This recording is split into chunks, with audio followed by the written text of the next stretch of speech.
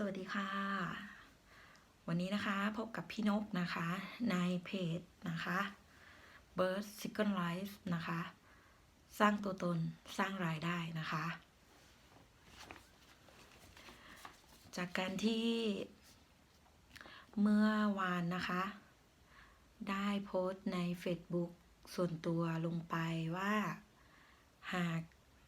ใครที่มีรายได้วันละ 100,000 บาทนะคะ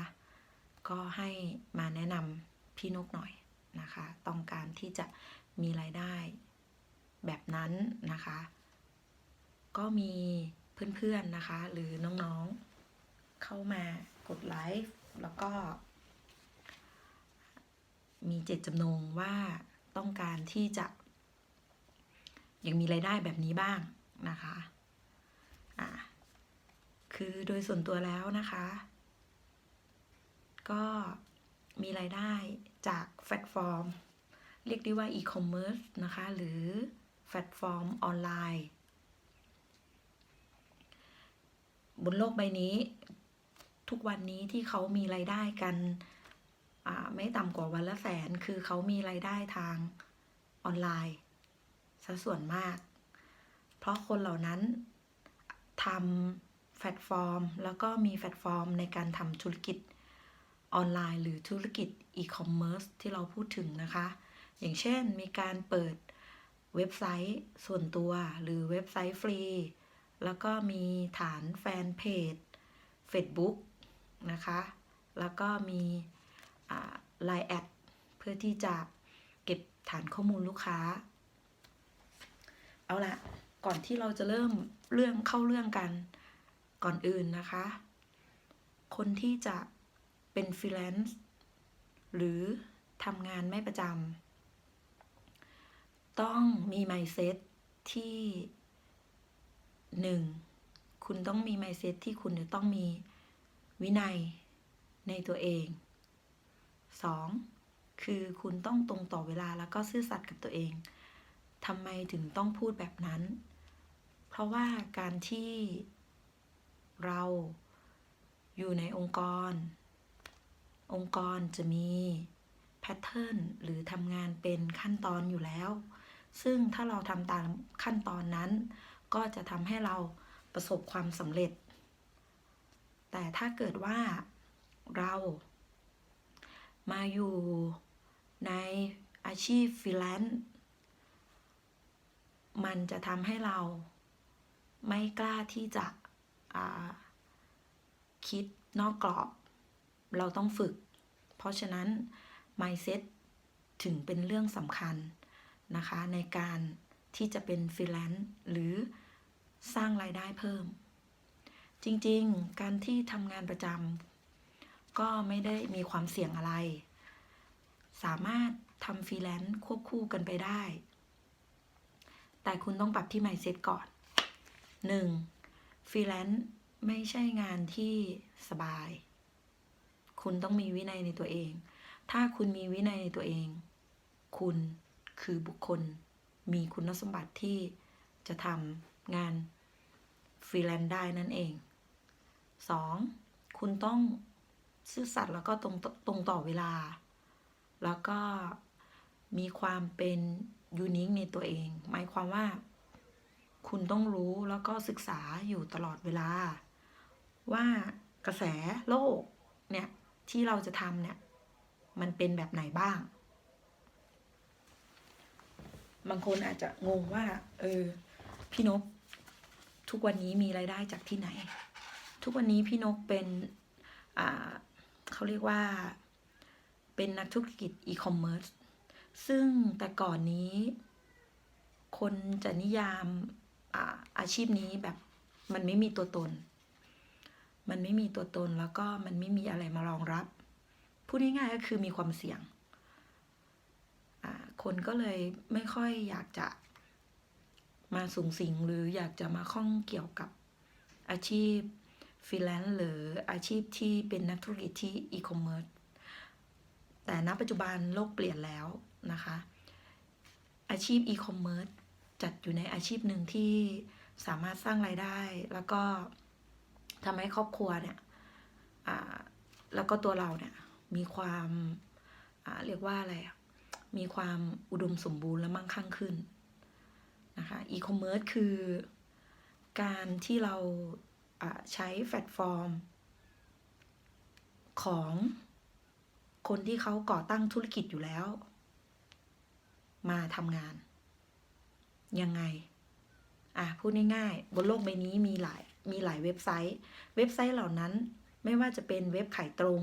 ขายสินค้าโดยตรงไม่ใช่ MLM นะขายสินค้าโดยตรงกับเรียกว่าเอาภาพมาขายก่อนแล้วค่อยลูกค้าสั่งแล้วค่อยมีสินค้าทีหลังอย่างเงี้ยเรียกว่าอีคอมเมิร์ซเป็นธุรกิจเทคโนโลยีอย่างหนึ่งนะคะกับการขายสินค้าบนโลกโซเชียลบนโลกออนไลน์ก็ที่พี่นกศึกษามาก็จะมีเว็บขายของคือเว็บ Etsy ก็จะเป็นเว็บที่ทุกคนสามารถนำสินค้าของเราไปขายได้เลยนะคะอย่างที่ยอดฮิตที่สุดก็คือ eBay และ Amazon ไม่ใช่ร้านกาแฟ Amazon คือเว็บไซต์บนโลกออนไลน์ที่ทำเงินได้มหาศาลให้กับคนทั่วโลกแค่คุณมีสินค้าแล้วก็ศึกษาแล้วก็คุณนำสินค้าของคุณเข้าไปไว้อยู่ข้างบน eBay หรือ Amazon อันนี้แนะนำถ้าใครอยากทำอันนี้แนะนำของ QA เพจ QA eBay Amazon นะคะ QA นี่เขาเป็นฟลูเอนเซอร์คือผู้ทรงอิทธิพลทางด้านความคิดเกี่ยวกับการหารายได้เรื่องการนำสินค้าไปไว้ที่เว็บ eBay เว็บ eBay เป็นเว็บการขายสินค้าทั่วโลกที่มีลูกค้าเยอะมากไม่ได้จำกัดว่าจะแค่ในประเทศใดประเทศหนึ่งนะคะก็คิดดูรายได้จะมหาศาลขนาดไหนอันที่สองก็คือถ้าคุณมีไม่มีสินค้าอันแรกคือคุณมีสินค้าอันที่สองคือคุณไม่มีสินค้าแล้วคุณไม่มีต้นทุนในการนำเงินมาลงทุนกับธุรกิจของคุณคือต้นทุน0 บาทนะคะก็พี่นกแนะนำให้ไปดูที่เว็บ fastworks.com นะคะ fastwork.com เว็บไซต์นี้จะเป็นเว็บที่รวมบุคคลที่มีมันสมองนะคะเราไม่ได้ใช้เงินแต่เราใช้มันสมองในการสร้างเงินตรงไหนตรงที่ว่าถ้าคุณเก่งเรื่องกราฟิกคุณก็ไปเสนออยู่ตรงนั้นได้ว่าคุณเก่งเรื่องกราฟิกนะกราฟิกที่คุณทำคือแบบไหนมันก็จะมีตัวอย่างให้แล้วก็ราคาที่คุณจะคิดกับลูกค้ามันก็จะมีเรทราคาคุณจะคิดเท่าไหร่ก็ได้แล้วแต่ความสามารถของคุณอันนี้ได้หมดนะคะเรียกว่า fastwork.com ก็คือเขาจะรวมงานของคนทั่วโลกคนที่มีความสามารถเอามาไว้ในนั้นเช่นคุณอาจจะเก่งเรื่องการยิงแอดโฆษณาคุณก็ไปลงไว้ว่าโฆษณาตัวคุณเองว่าคุณเก่งเรื่องการยิงแอดโฆษณาเผื่อลูกค้าเข้ามาเขาก็สนใจให้คุณยิงแอดโฆษณาให้คิดเงินเท่าไหร่ที่พี่นกเข้าไปส่องดูแล้วก็เจอแล้วก็พี่นกก็ทำก็คือการสร้างเพจแฟนเพจการสร้างแฟนเพจมันก็จะมีตั้งแต่คนที่ตั้งราคาไว้ตั้งแต่500 บาทจนถึง 1,000 บาทแล้วก็เจ้านี้จ้างคุณ500 บาทสมมติว่าคุณไปตั้งไว้ราคา500 บาทมันก็มี500 บาทเหรียญให้เลือกหลายคนเขาอาจจะจ้างคนนี้แล้วมาจ้างคุณนะคะมันเป็นเว็บไซต์ที่ทุกคนสามารถเข้าถึงได้นะคะเราก็ไม่ปิดกั้นตัวเองถ้าเราเก่งด้านไหนเราก็ไปนำเสนอตรงนั้นอย่างเช่นคุณวาดรูปกราฟิกเก่งมากคุณก็อาจจะไปออกแบบโลโก้แล้วก็วาดรูปแนวกราฟิกหรือออกแบบกราฟิกดีไซน์สำหรับเสื้อสำหรับคนที่จะขายเสื้อ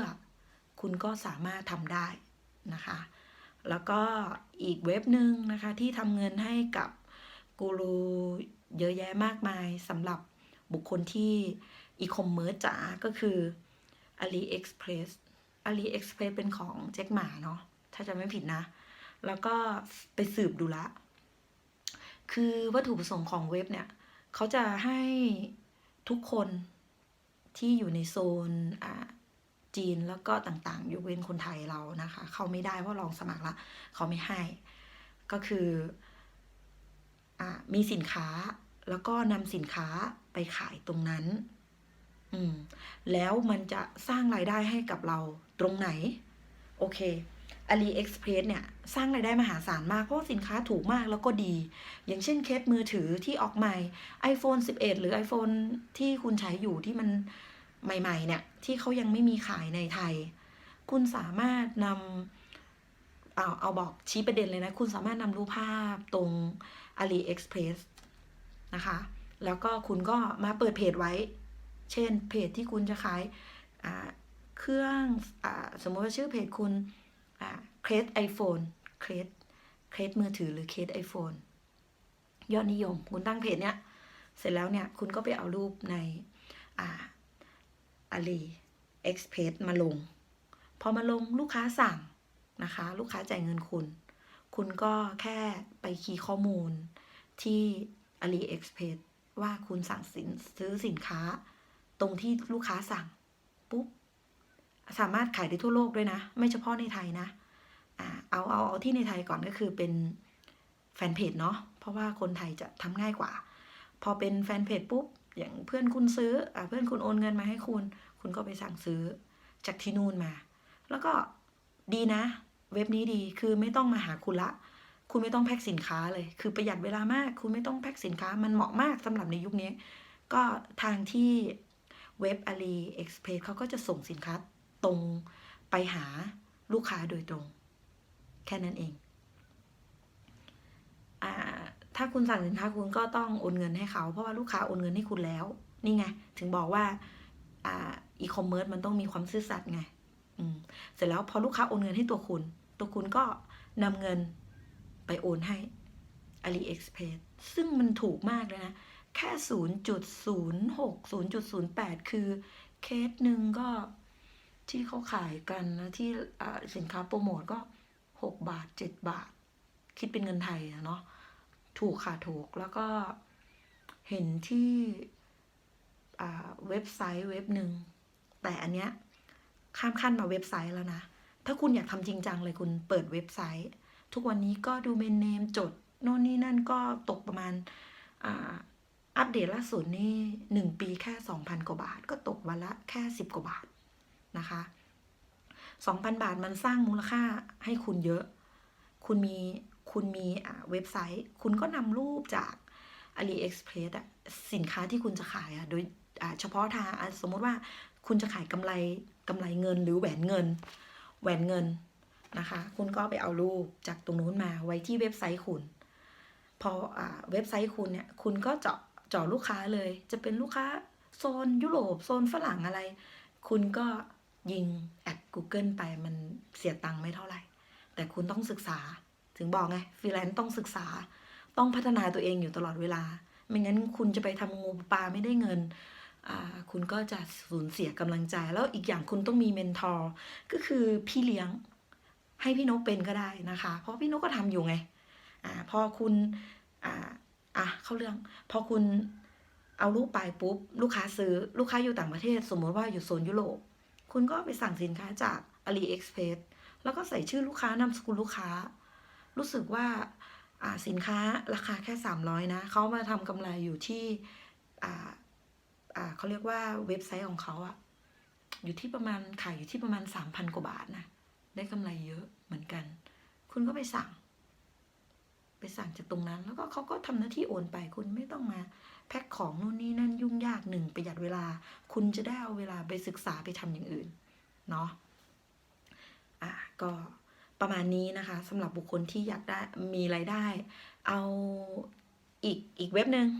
อันนี้ไม่ใช่เว็บอันนี้เป็นแอปพลิเคชันของ UPeak อันนี้พี่นกทำอยู่นะอันนี้คือแบบรู้สึกว่าว้าวมากตรงที่แบบเฮ้ยไม่ต้องไปเสียเวลาแพ็คของไม่ต้องไปเสียเวลาอะไรแค่เป็นพาร์ทเนอร์กับ UPeaker วันเนี้ยโปรโมชั่นในการเป็นพาร์ทเนอร์คือคุณสั่งสินค้าแค่499 บาทประมาณนี้นะวันนี้วันสุดท้ายแล้ววันที่13 กุมภาเนี่ยคุณสั่งสินค้ากับ UPeak แค่499 บาทคุณได้คุณสมัครเป็น UPeaker พอคุณเป็น UPeaker มันมีแพลตฟอร์ม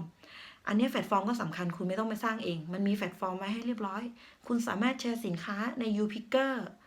ผ่านมาไลน์ผ่าน Facebook ผ่านเมลผ่านแพลตฟอร์มที่อยู่ในโซเชียลที่คุณมีอยู่ในมือเนี่ยตอนนี้แชร์ไปแล้วก็สร้างคอนเทนต์คืออะไรคอนเทนต์คือคำพูดที่จะทำให้ทุกคนสนใจในสินค้าของคุณนะคะก็ถ้าใครยังไม่ได้เรียนรู้เรื่องนี้เดี๋ยวพี่นกก็จะมาเล่าให้ฟังอีกทีว่าคอนเทนต์ที่น่าสนใจคือแบบไหนก็เป็นสไตล์เรานะคะแล้วก็เราก็แชร์ไปใน Facebook พอมีเพื่อนมากดตึ้งแล้วก็เข้าไปใน YouPick เพื่อนสั่งซื้อตึ้งมันก็จะมีค่าคอมมิชชั่นของเราชัดเจนอยู่ในนั้นสมัครง่ายนะคะเดี๋ยวพี่นกจะมาแนะนำหรือถ้าใครต้องการจะเป็น YouPicker แบบพี่นกนะคะโดยการได้เงินจากโซเชียลได้เงินจากการเล่นไลน์เล่นเฟซอยู่ว่างแล้วก็ให้ระบบมันทำงาน running random ของมันเองเนี่ยก็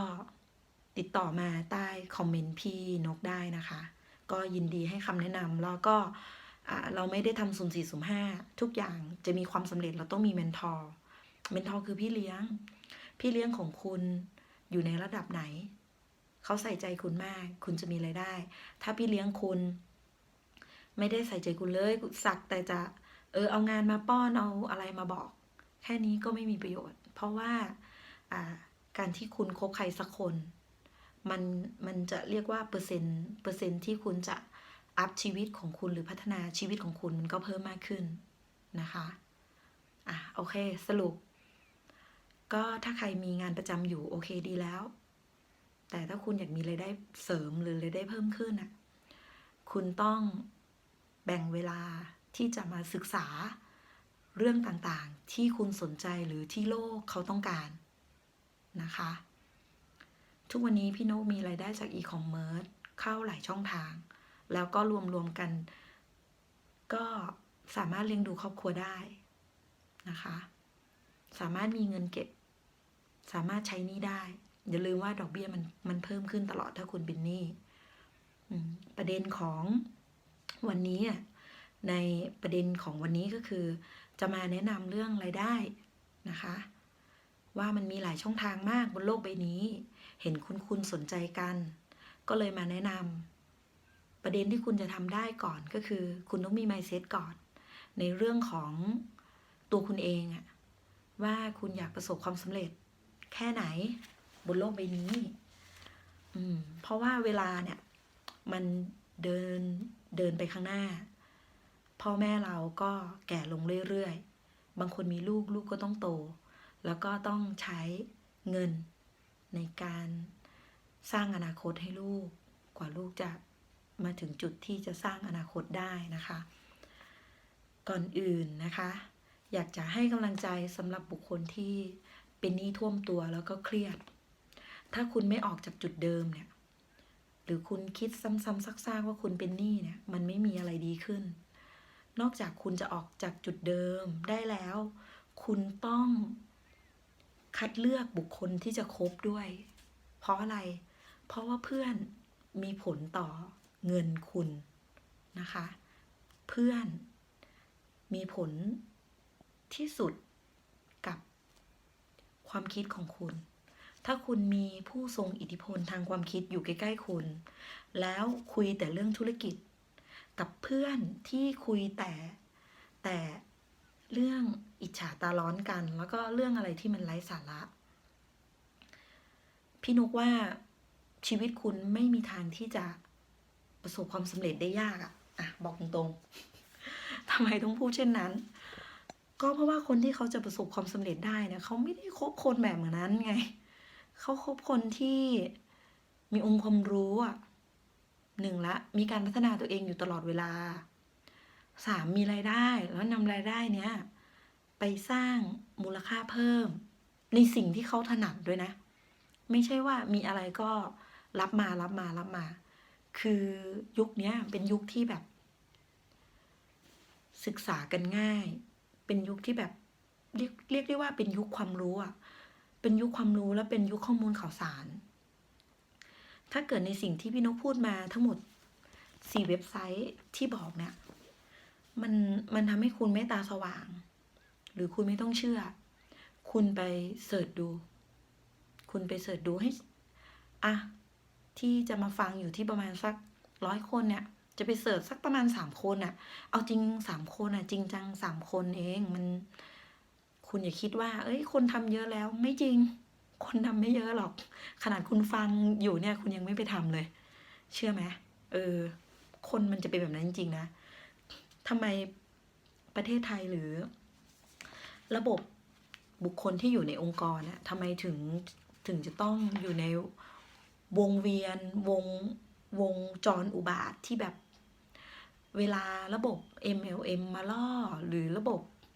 อะไรที่คุณไม่ถนัดอะมาล่อแล้วก็ลงทุนเยอะมากเลยนะ30,000 50,000 60,000อย่างเงี้ยบางทีลงทุนเป็นแสนเงี้ยคุณทำไมยอม เพราะว่าเขาเอาโฆษณาแบบคำพูดที่แบบเฮ้ยไม่ต้องทำอะไรสบายๆเอามาล่อคุณไงเอาแบบสบายๆแล้วก็ไม่ต้องอะไรลงทุนมาเดี๋ยวเราจัดการให้เดี๋ยวเรานู่นนี่นั่นให้คุณก็หลงไปในลูปเดิมแบบนั้นนะทั้งนั้นที่คุณไม่มีความรู้เลยนะคุณก็ยังยอมลงทุนนะแต่วันนี้ที่เอามาบอกเนี่ยทั้ง4 เว็บเนี้ยไม่ได้ลงทุนสักบาทเลย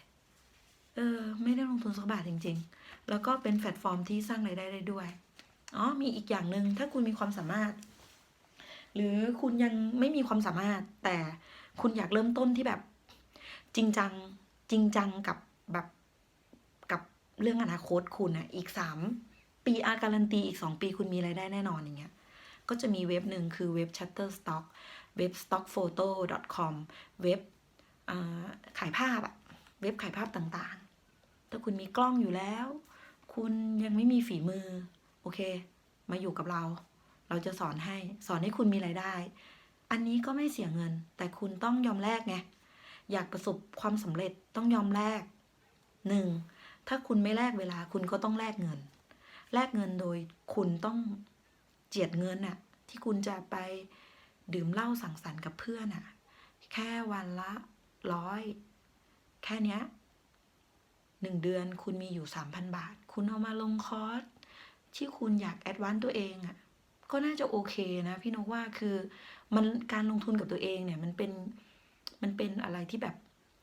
ตกน้ำไม่ไหลตกไฟไม่ไหม้แล้วก็เงินทองมันอยู่กับเราอ่ะที่มาพูดทุกวันนี้ได้คือลงทุนกับตัวเองมาแล้วไงอย่างคอร์สภาพเนี่ยลงทุนกับอาจารย์ตุ๋ยไปก็ไปใช้ชีวิตอยู่กรุงเทพ2 วันก็รู้สึกอาจารย์สอนดีแล้วก็เพื่อนๆแล้วก็เราก็มีเมนทอร์ไงคือเราเข้าไปในระบบนั้นแล้วเราก็มีเมนทอร์อย่างเช่นรีทัชภาพยังไงรีทัชภาพไม่เป็นก็มีคนมาสอนคุณอ่ะ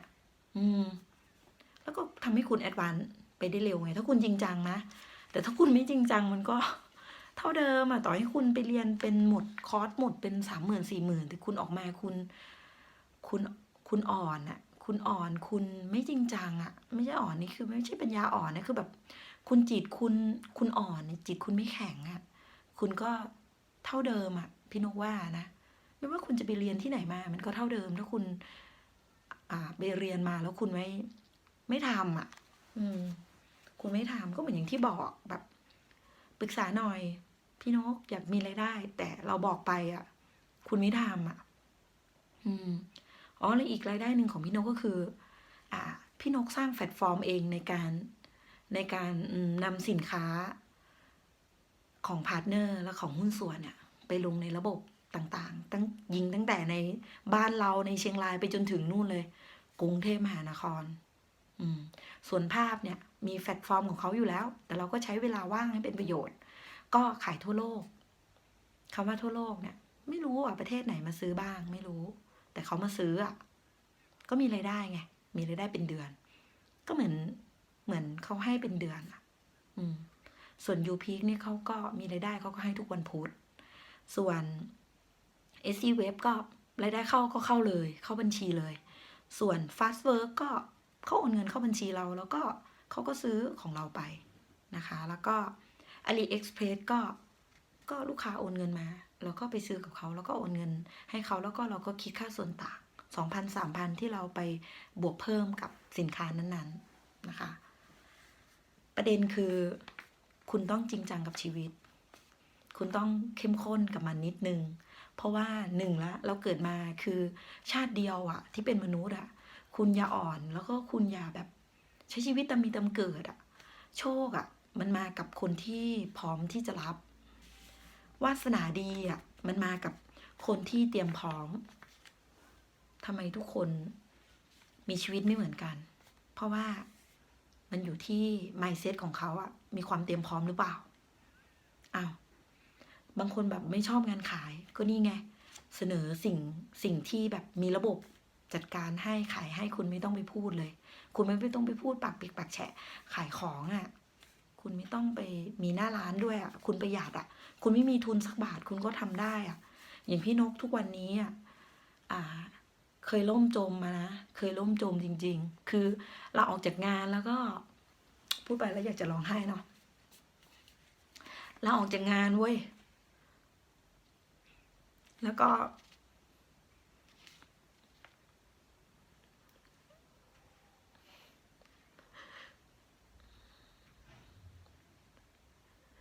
ไม่มีเงินอะรถจะโดนยึดแล้วอะไรอีกวะคือแบบโชคดีเป็นคนดีอะเฮ้ยมันจะร้องไห้จริงนะ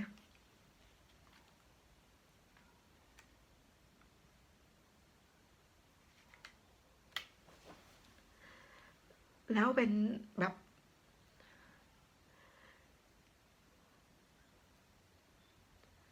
พอได้งานก็ตั้งใจไงตั้งใจทำงานแล้วก็ทำงานในไปพักหนึ่งก็ช่วยเหลือตัวเองได้เนาะช่วยเหลือตัวเองได้แล้วก็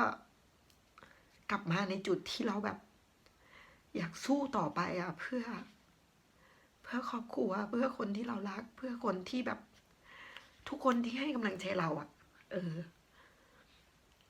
ทุกคนมีโมเมนต์นั้นนะเชื่อว่านะแต่โอเคมันผ่านจุดนั้นมาละมันผ่านจุดที่แบบชีวิตที่แบบเอ้ยถ้าเรามองว่าเราล้มเหลวอะมันก็จะชีวิตเราก็จะอยู่ตรงนั้นนะไม่ยอมแบบไม่ยอมที่จะฟื้นขึ้นมาแต่พี่โนบอกทุกคนหรือเมนทอร์ที่คบเนี่ยเขาเคยแย่กว่าเราอ่ะเขาเคยแย่กว่าเราแต่แบบเขามีแบบสร้างฐานะขึ้นมาได้นะโอเคก็บอกเลยว่าสามารถสร้างฐานะตัวเองขึ้นมาได้ภายในปีเดียวอ่ะภายในปีเดียวที่แบบเออมีรถใหม่มีบ้านแล้วก็ดูแลครอบครัวนะดูแลครอบครัวขอให้คุณเก็บความทรงจำที่คุณแบบรู้สึกเจ็บปวดอะไว้แล้วก็มันจะทำให้คุณเนี่ยมันเป็นข้อดีนะแต่ไม่ต้องเก็บไว้ตลอดชีวิตไงมันเป็นข้อดีแต่มันทำให้คุณมีแรงผลักดันอะถ้าในวันหนึ่งเนี่ยถ้าพี่นกอย่างพี่นกเนี่ยไม่เหลืออะไรเลยนะแล้วก็เป็นหนี้ด้วยเป็นหนี้แล้วก็เป็นหนี้เยอะอะแล้วก็ฟื้นขึ้นมาได้อะภายในปีหนึ่งถึง2 ปีอะคิดว่าทุกคนที่แบบแฮปปี้กว่าพี่อะคือแบบไม่ได้รับผิดชอบอะไรมากมายหรือแบบไม่ได้เป็นหนี้เยอะอะคิดว่าคุณทำได้ไงคิดว่าคุณทำได้นะการเป็นหนี้อะไม่ใช่เรื่องแบบไม่ใช่เรื่องน่าเกลียดหรอกแต่ถ้าคุณเป็นหนี้แล้วคุณรู้จักหาเพิ่มแล้วก็คุณสำเจียกตัวเองแล้วก็คุณเจียมเจียมอะคุณแบ่งเอาไปลงทุนคุณเอาไปทำในสิ่งที่มันแบบสร้างรายได้เพิ่มอะพี่บอกว่ามันจะทำให้คุณแบบดีอะดีขึ้นอะที่ร้องไห้เมื่อกี้คือแบบไม่ได้อะไรนะคือแบบเสียดายเวลาที่ผ่านมาแบบทำไมต้องไปอยู่ในวนลูปแบบใช้ชีวิตแบบนั้นอะแต่ตอนนี้ก็คือ ดีอะบอกเลยว่าดีอะคำเดียวอะที่แบบหลุดจากโลกเก่านั้นมาได้แล้วก็ที่ตั้งชื่อเพจเป็นเบิร์ดซิกเกิลไลฟ์เนี่ยเพราะว่าชีวิตโลกที่สองของเราอะชีวิตแรกอะโอเคบางคนดีอยู่แล้วแต่ถ้ามีชีวิตโลกที่สองอะยิ่งจะดีขึ้นไปเรื่อยๆถ้าคุณแอดวานซ์ตัวเองจริงอยู่ว่าชีวิตแรกของเราอะอาจจะเป็นแบบไม่เข้าท่าเลยทำไมต้องไปใช้ชีวิตแบบนั้นนะแต่ประสบการณ์ในจุดนั้นมันทำให้เราแบบแบบคิดได้ว่าแบบทำให้เราแบบเข้มแข็งขึ้นแล้วก็ดีขึ้นแล้วก็คบคนที่แบบเป็นเมนทอร์กับเราอะด้านจิตวิญญาณด้านแบบมีหลายคนนะอย่างตอนนี้ก็จะแนะนำจิตวิญญาณก็จะมีอาจารย์บรรชัยนะคะอาจารย์เพจอาจารย์บรรชัยประชาเรืองวิทย์นะคะกับโค้ดโน้ตนะคะที่พี่นกคบเขาอยู่เขาไม่รู้จักพี่หรอกแต่พี่อะรู้จักเขาไงคบอยู่แล้วก็ชอนนะคะแล้วก็เอเทนก็จะสอนให้สร้างรายได้อะแล้วก็ชอนเขาก็จะเป็นพวกจิตวิญญาณที่แบบสร้างแรงบันดาลใจให้กับคุณอะพี่นกคบคนเหล่านี้แล้วก็อาจารย์บัณฑิตนะคะแล้วก็ผู้กองเบนครูรุ้งนะคะเอ็กซ์เพิร์ด้านกฎแรงดึงดูดนะคะพี่นกคบกับบุคคลเหล่านี้ตอนพี่นกไม่เหลือใครแล้วก็คือไม่เหลืออะไรอะพี่นกคบเขาอะศึกษามาประมาณ3 ปีอะฟังฟรีด้วยนะแล้วก็เข็มทิศชีวิตของครูอ้อยนะคะแล้วก็ท่านอื่นๆที่ไม่ได้กล่าวถึงนะคะฟังเขามา3 ปีแล้วก็เริ่มแบบสร้างเลยอะเริ่มแบบเริ่มสร้างอะไรที่แบบเป็นเงินทางโซเชียลอะจนถึงทุกวันนี้ก็มีรายได้จากโซเชียลก็ดูแลครอบครัวได้นะคะถ้าคุณแม่มาฟังอยู่ก็ขอบพระคุณมากนะคะกับพ่อนะคะแล้วก็ขอบคุณทุกๆคนนะคะที่รับฟังคลิปนี้นะคะเป็นคลิปที่แม้จะมีดราม่านิดนึงแต่จะไม่ตัดต่อนะคะก็จะลงแบบนี้เลยนะคะโอเคสำหรับ3-4 เว็บที่ฝากไว้นะคะแล้วสำหรับบุคคลท่านใดที่อยากมีรายได้เลยก็สามารถนำสินค้าพี่ออกไปจำหน่ายได้นะคะหรืออยากเรียนรู้จริงจังพี่มีแพลตฟอร์มให้นะคะก็มาเป็นพาร์ทเนอร์กันหรือท่านใดที่มีสินค้านะคะโอเคขายเลยแล้วกันท่านใดที่มีสินค้าอยู่แต่คุณไม่รู้วิธีที่จะทำให้ลูกค้ามาเจอสินค้าคุณปรึกษาพี่จะเปิดเพจให้พี่จะสอนเรื่องการยิงแอดนะคะแล้วพี่จะสอนเรื่องการไม่ยิงแอดด้วยทำไมสินค้าของคุณต้องมีคนมาซื้อเพราะอะไรนะคะสิ่งเหล่านี้พี่ลองทำมาหมดแล้วซึ่งมันก็ได้ผลนะคะแล้วก็สามารถปรึกษาได้นะคะก็คลิปหน้าถ้ามีอะไรสอบถามนะคะก็สามารถพิมพ์มาได้ว่าคุณต้องการที่จะแบบแอดวานซ์ตัวเองไปในเรื่องไหนนะคะพี่นกก็ศึกษาแล้วก็เรียนรู้เรื่องจิตวิญญาณมามากกฎแรงดึงดูดมามากนะคะกฎแรงดึงดูดเนี่ย